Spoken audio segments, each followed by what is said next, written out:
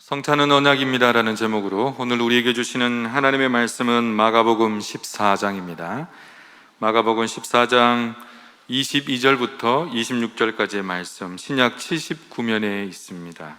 그들이 먹을 때에 예수께서 떡을 가지사 축복하시고 떼어 제자들에게 주시며 이르시되 받으라, 이것은 내 몸이니라 하시고, 또 잔을 가지사 감사기도 하시고 그들에게 주시니 다 이를 마시매 이르시되 이것은 많은 사람을 위하여 흘리는 나의 피 곧 언약의 피니라.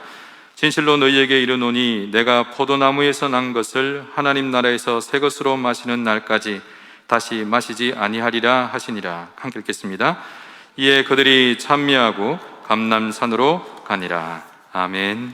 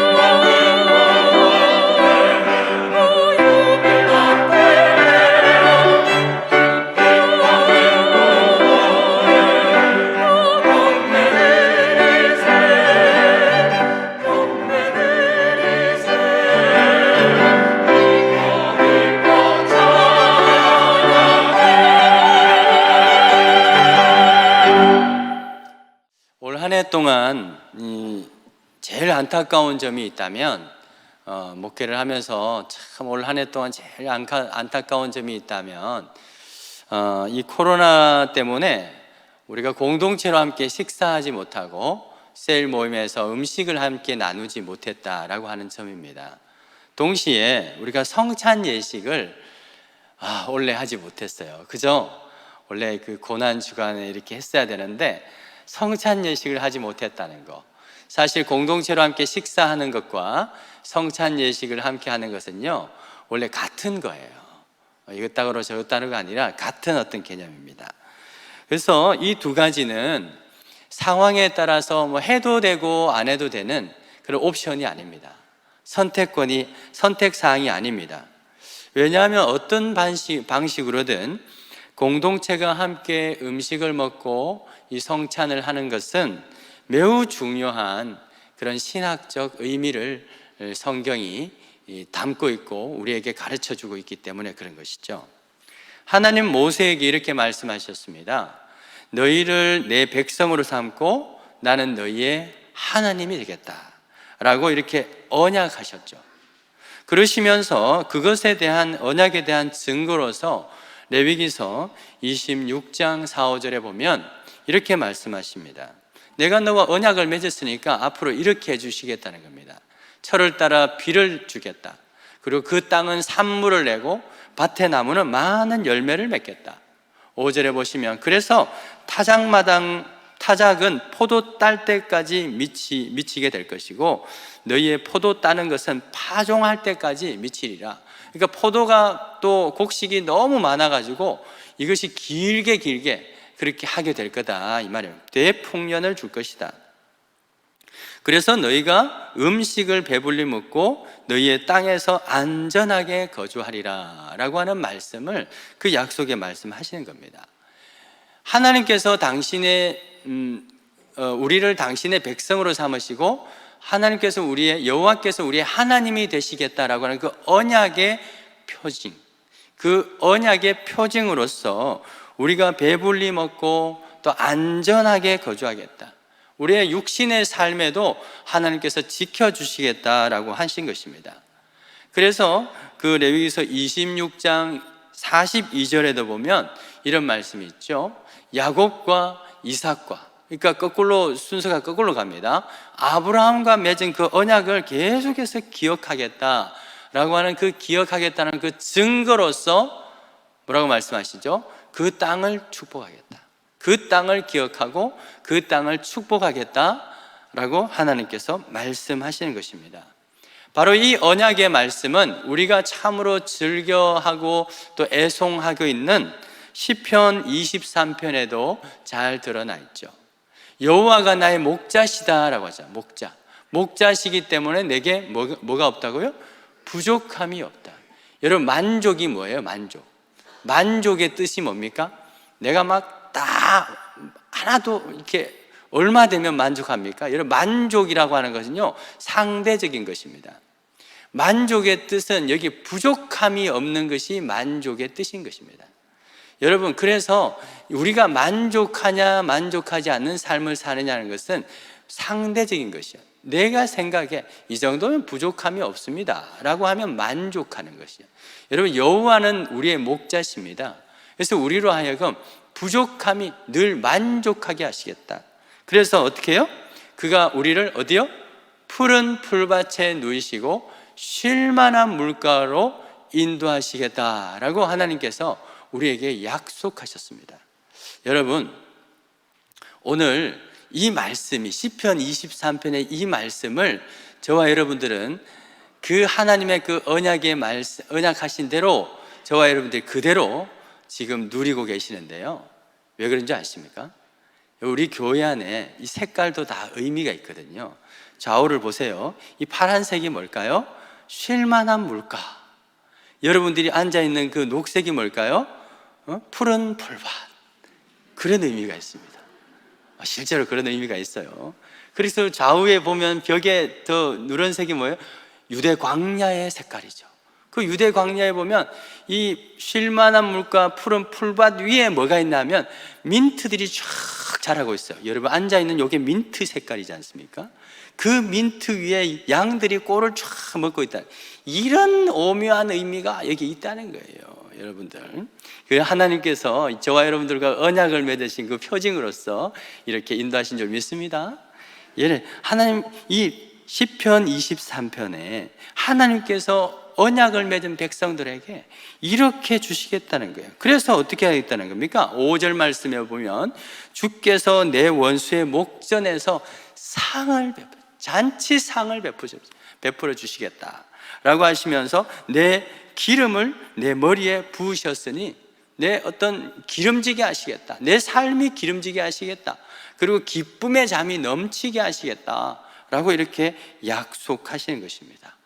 이 시는 다윗의 시인데 다윗의 이 시는 어떤 의미냐 하면 전쟁에 나가서 승리하고 돌아와서 그 원수들이 보는 눈앞에서 풍성한 식사를 제공해 주시는 그 하나님, 그 하나님의 언약의 하나님을 찬양하는 시인 것입니다. 그렇기 때문에 우리가 공동체로 함께 식사를 하고 이 성찬을 함께 나눈다라고 하는 것은 하나님께서 당신의 백성들을 보호하시고 안전을 책임주신다라고 하는 그 언약의 증거로서 매우 중요한 신학적인 행위인 것입니다.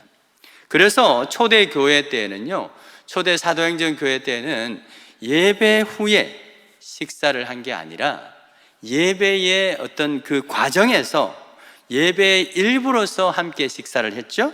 사도행전 2장 42절, 사도의 가르침을 받아서 서로 교제하고 떡을 떼며, 그죠? 서로 교제하고, 이때는요 그냥 우리 이런 뭐 조금 주는 성찬이 아니라 실제 밥을 먹는 거예요. 실제로 가르침을 받고 예배하는 과정 안에서, 그 과정 안에서 함께 음식을 먹고 나누는, 그러면서 또 기도한, 서로를 위해서 기도하는 그러한 예배가 있었다는 것입니다. 바로 이것이 뭡니까? 이 하나님의 그 언약 백성들의 공동체로서의 공동 식사를 의미하는 것이에요. 자, 그런데 이 의미가 이 가톨릭이 기독교가 로만 가톨릭 교회가 되면서 이 공동체 식사인 이 성찬의 의미가 좀 그냥 희생제사, 구약의 어떤 희생제사의 의미로 조금 바뀌게 됩니다. 그때 당시는 그게 더 경건하고 그게 더 의미 있고 그게 더 은혜롭다고 생각한 것 같아요. 자, 그런데 그래서 이 종교개혁 전에 로만 가톨릭의 이 성찬은 희생제사로 이렇게 여기게 되면서 그것을, 성찬을 뭘로 부르게 되었습니까? 미사라고 불러요. 미사. 들어보셨어요? 미사. 미사가 어떤 의미예요? 아름다울 미 제사사인가요? 아름다운 제사 아니라 미사는요 그대로, 미사 그대로가 라틴어예요. 미사. 미션 알죠? 미션, 영어 미션이 바로 미사에서 나왔어요. 그 의미가 뭐냐면 보내다, 파견하다 라고 하는 그런 의미로서의 미사입니다.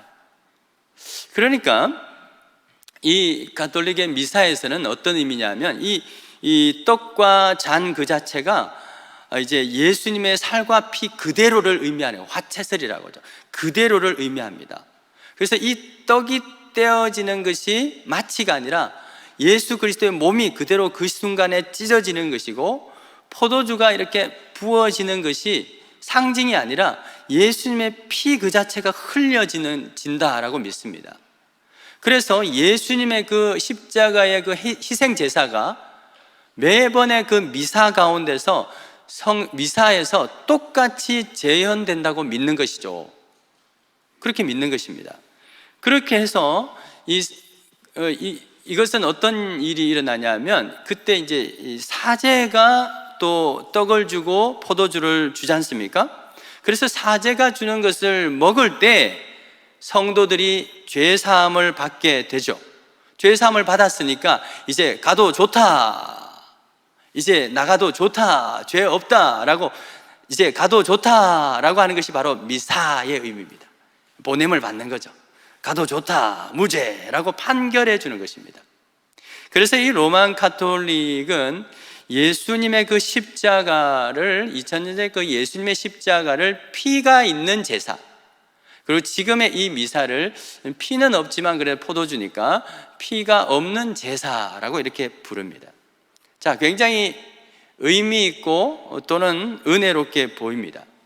그런데 이것에 대해서 우리 그 정통신학과 보수신학의 요람이 되는 고신대의 이성호 교수님이 이것에 대해서 이렇게 말하고 있습니다. 우리 2년 전에 우리 교회도 한번 그 세미나로 오셨었는데요, 바로 이 미사 교리는 예수님의 구속 사역의 완전성을 훼손하는 범죄다, 대역죄라는 거죠. 왜냐하면 예수님의 십자가 제사는 히브리서 10장 12절에 보면 한 영원한 제사라 그랬어요. 맞죠?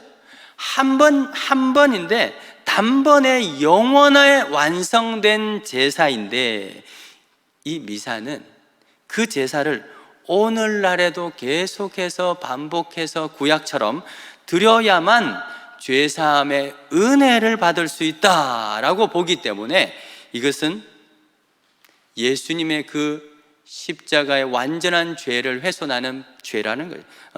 그 제사를 훼손하는 죄라고 하는 것입니다. 그렇기 때문에 이 가톨릭의 미사는 성도들의 영혼에 대한, 이 성도들의 그 영혼에 대한 생사 여탈권을 가지게 되죠. 그죠? 사제들이 그것을 가지게 되는 겁니다. 사제가 이 떡과 포도주를 주지 않으면 이 사람의 영혼은 지옥불에 떨어지는 거예요. 또 이 떡과 포도주를 주지 않으면 이 사람이 오늘 와서 기도하는 내용이 뭡니까? 이 연옥에 계시는 우리 부모님과 형제 자매들을 위해서 기도하러 왔는데 이 떡과 포도주를 주지 않으면 그분들이 낙원으로 천국으로 갈 수 없는 거예요. 그 막대한 어떤 절대적 권한을 사제들이 가지고 있는 것입니다. 그 결과 어떻게 됐어요?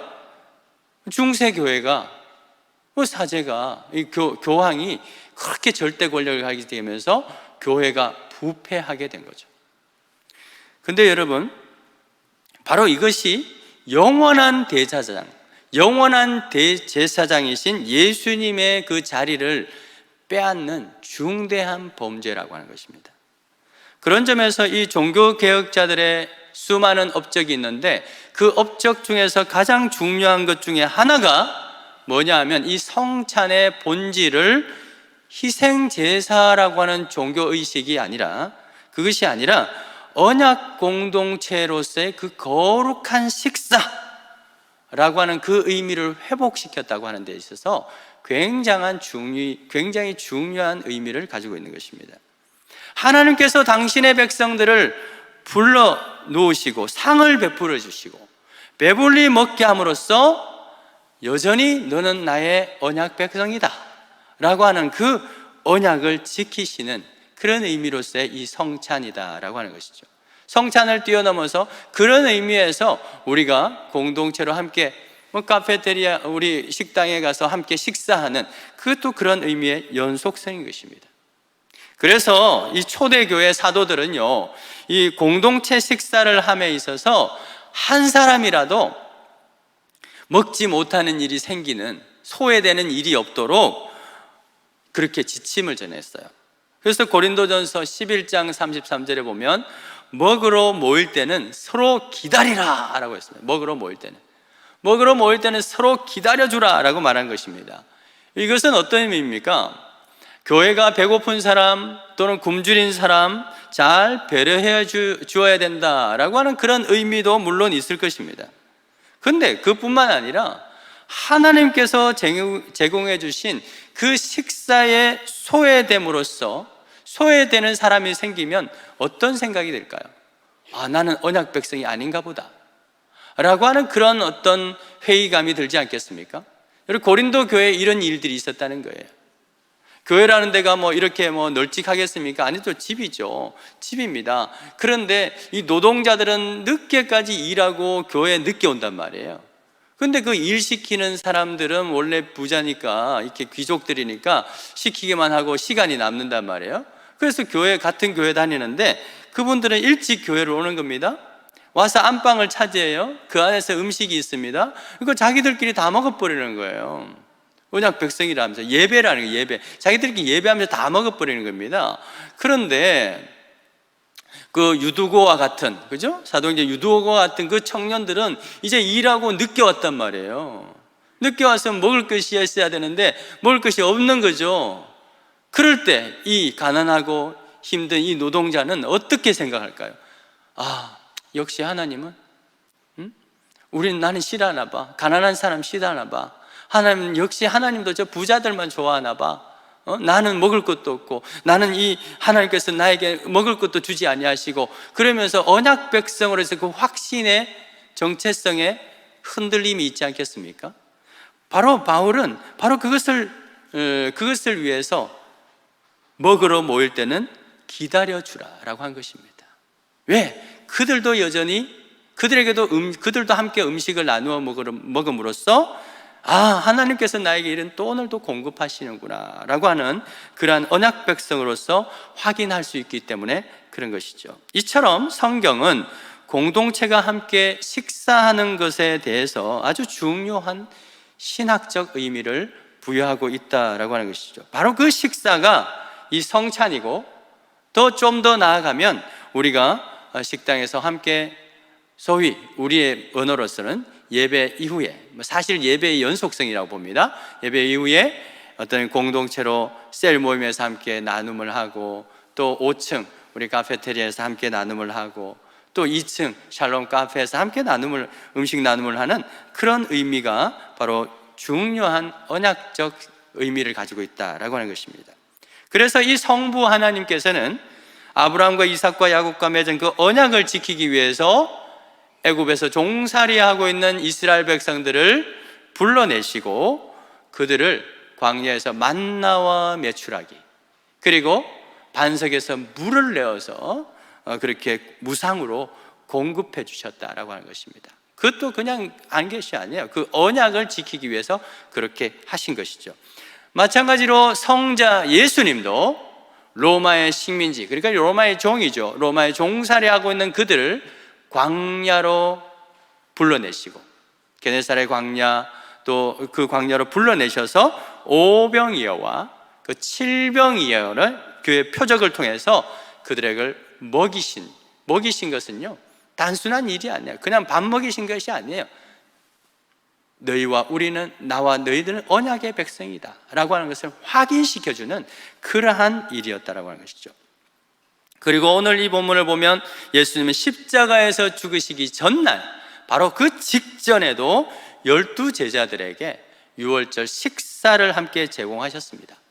이것은 진짜 식사예요. 저녁 만찬이에요. 만찬을 제공하시면서 예수님이 이렇게 말씀하시죠. 받으라, 이것은 내 몸이다 라고 말씀하시고, 잔을 주시면서 이것은 내 피다, 그리고 새 언약의 피다 라고 말씀하고 있는 것입니다. 예수님은 이 유월절 만찬에 언약적 의미를 지금 부여하고 계신 것입니다. 그러므로 우리 앞에 놓여있는 이 성찬은 예수께서 우리에게 베풀어 주신 거룩한 식탁입니다. 이것을 먹고 마심을 통해서 우리의 영혼이 풍성하게 될 뿐만 아니라 또 제자들이 그랬던 것처럼 우리의 감사와 그 찬미의 소리가 또 회복되고 흘러나오게 되기를 주의 이름으로 축원드립니다. 그런 점에서 올해 2020년도에 이 추수감사절 맞이하면서 하나님께 감사할 내용이 무엇일까요? 올 한 해는 우리가 거둔 수확을 생각하면 그 어느 해보다 감사할 내용이 적은 것이 사실입니다. 건강의 위협을 받고, 경제의 위협을 받고, 그리고 한 해 내내 불안했지 않습니까? 내일은 어떻게 될지, 내일은 확진자가 몇 명이 될지, 오늘 또 이걸 하려니까 어제 갑자기 200명이 돼가지고 아이고 이걸 또 어떻게 해야 되나. 내내 불안과 염려의 상황 속에서 살아온 것이 2020년도입니다. 그래서 마치 하박국 시대의 선지자 시대의 상황처럼 우리 안에 무화과 나무가 무성하지 못하고, 포도나무에 열매가 없고, 감람나무에 그 소출이 없었으며, 밭에 먹을 것이 없고, 우리의 외양간 양이 없고, 외양간에 소가 없는 그런 상황이 바로 저와 여러분들의 상황이었다라고 하는 것이죠. 그러면 어떻게 할까요? 어떻게 해요? 그냥 감사하지 상황이 이렇다고 감사하지 말까요? 저는 이번 주 내내 마음이 굉장히 무겁고 불편했습니다. 하나님은 성도님들의 이 상황을 전혀 고려하지 않고 무슨 또 추수감사절을 하란 말입니까? 이 성도님들이 다 지금 비어가고 있는데 원래는 그냥 건너뛰는 것이 더 은혜롭지 않을까요? 그래야 하나님께서도 우리 상황을 형편을 헤아리시는 분이시구나, 오히려 감사하지 않겠습니까? 라고 하는 그런 어떤 마음의 부담감이 있었습니다. 그런데 하나님께서 저의 이러한 인간적인 생각을 뒤집어 놓으시고 당신의 뜻을 깨닫게 하셨는데, 하박국서 3장 18절에 이렇게 말씀하죠. 나는 여호와로 말미암아 즐거워하며 나의 구원의 하나님으로 말미암아 기뻐하리로다. 주 여호와는 나의 힘이시라. 나의 발을 사슴과 같게 하사 나를 나의 높은 곳으로 다니게 하시리로다. 이런 점에서 봤을 때 올해 정말 추수감사주일이야말로 우리 그리스도인들께서 하나님께 감사해야 될 진짜 이유, 우리가 하나님 앞에 감사해야 될 그 진짜 이유에만 집중할 수 있는 해라고 하는 것이죠. 세속적인 계산으로 본다면 무화과 열매가 풍성하고, 포도나무에 열매가 많고, 감람나무에 소출이 풍성하면 감사하겠지만 우리의 감사는 그것 때문이 아니다라고 하는 것입니다. 그리스도인의 감사는 오직 예수 그리스도, 오직 여호와로 말미암아 즐거워하고 나를 구원하신 하나님, 십자가에 죽으신 그 예수 그리스도로 말미암아 기뻐하고 감사해야 되는 줄 믿습니다. 그렇기 때문에 많은 것을 잃어버린 이 2020년도, 이 2020년도는 더 진정한 감사에 집중하게 되기를 축원드립니다. 돈도 떠나고 사람도 떠나고 우리가 대면을 못하니까, 그죠? 만나지를 못하니까 어느새 사람들도 막 떠나버린 거예요. 또 건강도 잃어버리고, 어떤 그 의사분은 이렇게 또 하는 기사를 봤습니다. 이 마스크가 오히려 우리 폐를 힘들게 한다. 산소를 공급을 못 받으니까 이 마스크가 오히려 이 심각한 폐병을 이룰 수 있다. 이렇게 또 어떤 그 전문의가 말씀하신 걸 기사를 보게 되었습니다. 여러분, 건강도 잃어버리고, 그렇다고 할지라도 여호와 우리 하나님은 영원히 우리를 떠나지 아니하시고 우리를 함께 하시고 우리를 돌보시는 줄 믿습니다.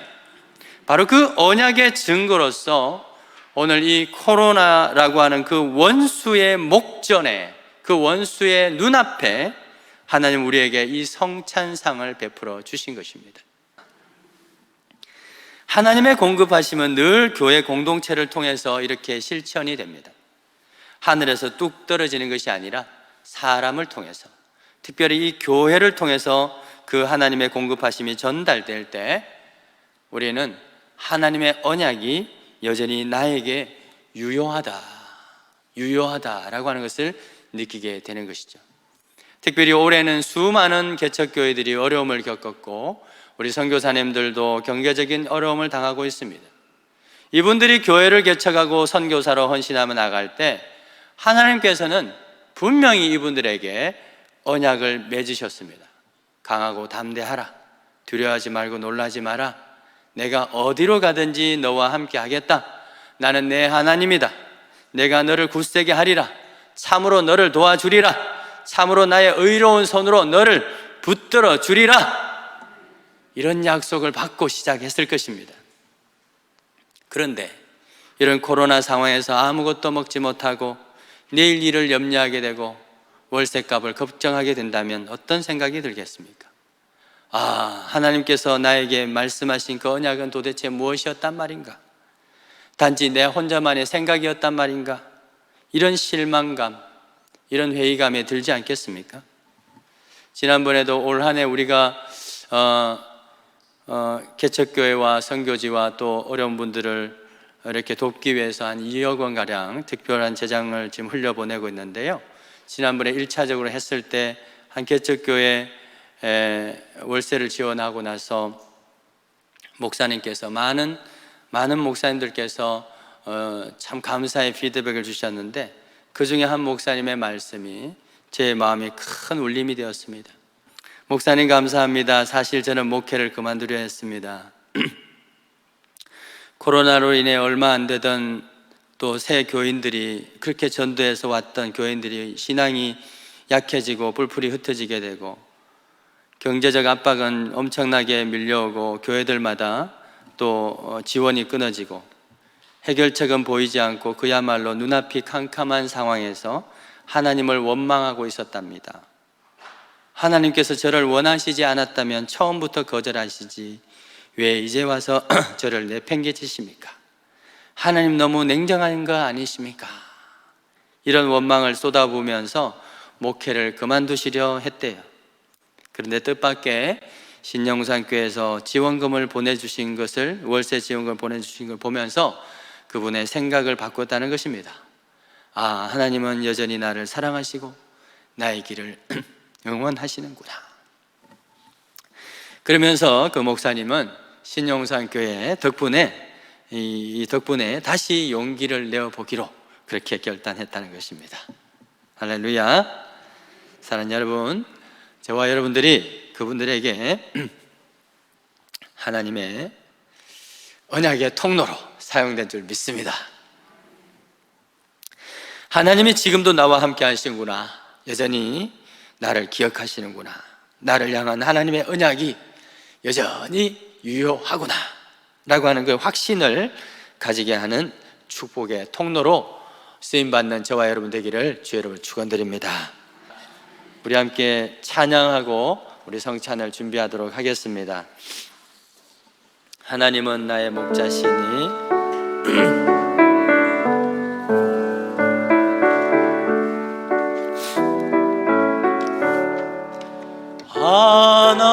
하나님은 나의 목자시니 내게 부족함이 없으리로다. 나로 하여금 푸른 풀밭에 눕게 하시며 잔잔한 물가로 인도하시는도다. 내 영혼을 구원하시오니 내게 감사함이 넘치나이다. 나로 하여금 모든 고난을 참게 하시며 하늘의 평안을 입게 하여 주신 하나님이 함께 하시오니 내게 두려움이 없으리로다. 나로 하여금 땅에 살아도 진리 안에서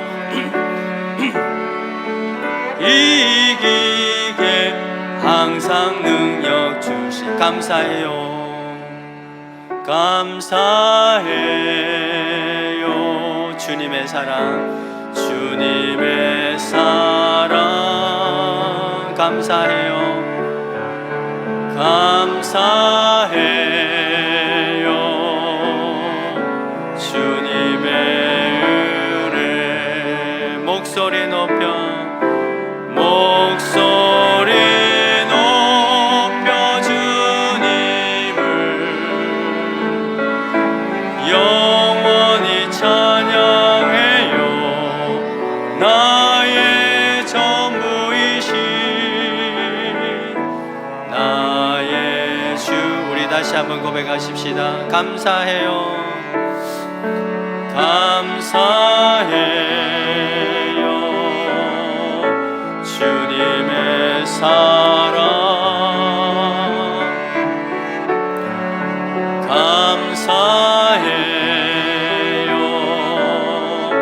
주님의 은혜 목소리 높여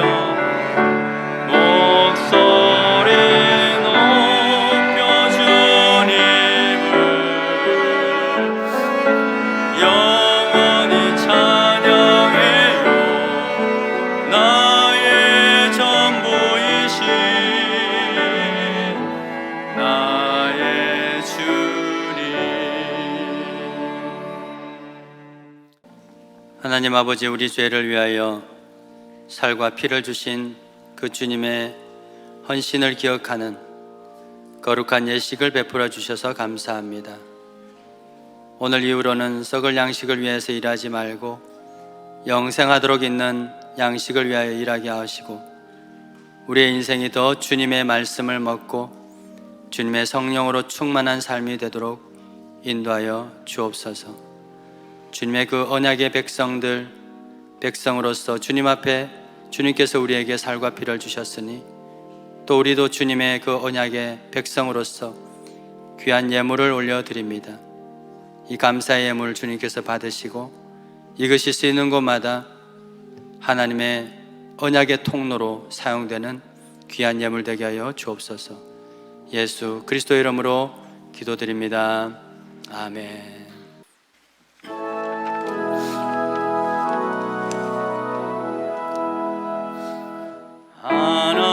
하나님이 선택하셨고 예수님이 구속하셨고 성령님이 인치셨으니 삼위일체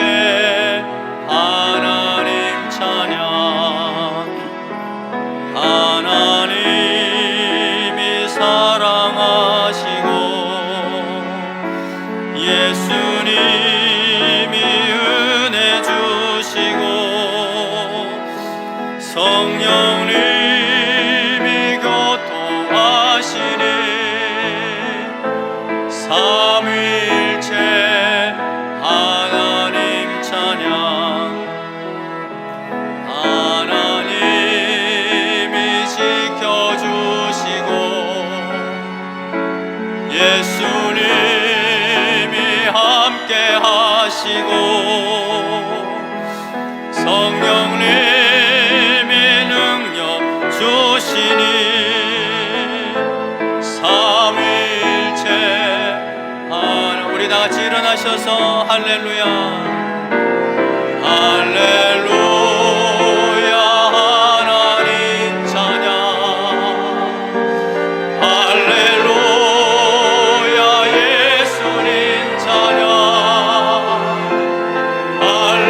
할렐루야 성령님 찬양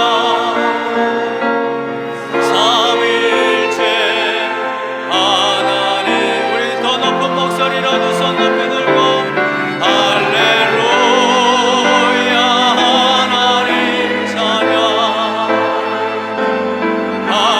할렐루야 예수님 찬양 할렐루야 성령님 찬양 삼위일체 하나님 찬양. 우리 서로를 축복합니다. 여호와는 너에게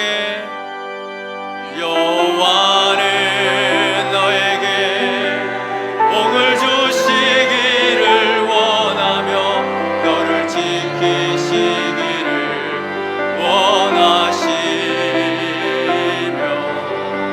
여호와는 그 얼굴을 너를 향하여 드사 은혜와 평강 주시기 원하노라.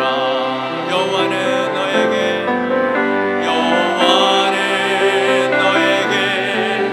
복을 주시기를 원하며 너를 지키시기를 원하시며 여호와는 그 얼굴을 너를 향하여 드사 은혜와 평강 주시기 원하. 우리 좌우에 있는 분들 축복하십시다. 너를 보배롭고 존귀하게 여기신 우리 뒤에 있는 분도 축복하십시다.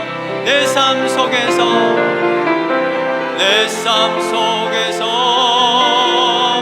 이 약속을 신실하게 이루시리. 땅에 기름진 것으로 하늘에 신령한 것으로 너를 주시고 지키실 하나님이 영원 잘 되도록 은혜 베푸시며 평강으로 인도하시리. 평강으로